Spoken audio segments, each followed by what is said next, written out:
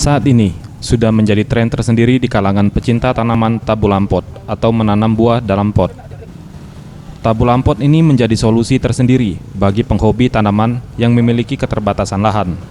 Di samping itu, tabulam pot selain bertujuan untuk mendapatkan buah hasil panen tanamnya. Ketika ditemui di tengah kesibukannya mengurus tabulam pot, Dito, salah satu penghobi tabulam pot, mengatakan, membuat dan merawat tabulam pot tak sulit. Yang perlu diperhatikan sebagai langkah awal adalah memilih bibit unggul. Sejak awal, Dito hanya memelihara bibit berkualitas baik, meski harganya lebih mahal. Bibit berkualitas baik didapatnya dari sejumlah daerah.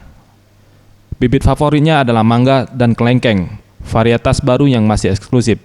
Setelah mendapatkan bibit berkualitas super, ia mulai melakukan sejumlah tahap perawatan khusus terhadap tabulam pot. Hal itu dia lakukan demi memperbanyak bibit unggul tersebut. Pertama dari membaca, melihat di YouTube gitu kan, bagaimana sih memanfaatkan lahan di halaman rumah biar bermanfaat untuk kita juga kan. Sekalian hobi, sekalian bisa menghasilkan uang. Oh, dipilihnya yang kualitasnya ya pastinya yang baik, karena untuk di media tabulam pot kan kita kan ingin menghasilkan buah yang cepat kan. Jadi pemilihan bibitnya harus yang baik. Ia menambahkan, perawatan khusus mesti diterapkan pada tabulam pot, karena media tumbuhnya amat terbatas, dan yang perlu diperhatikan, pemeliharaan tabulam pot adalah pembuatan media tanam yang subur, serta pengaturan komposisi tanah dan pupuk. Kemudian tidak ada persentase yang umum karena tergantung luas media tanam dan jenis buahnya.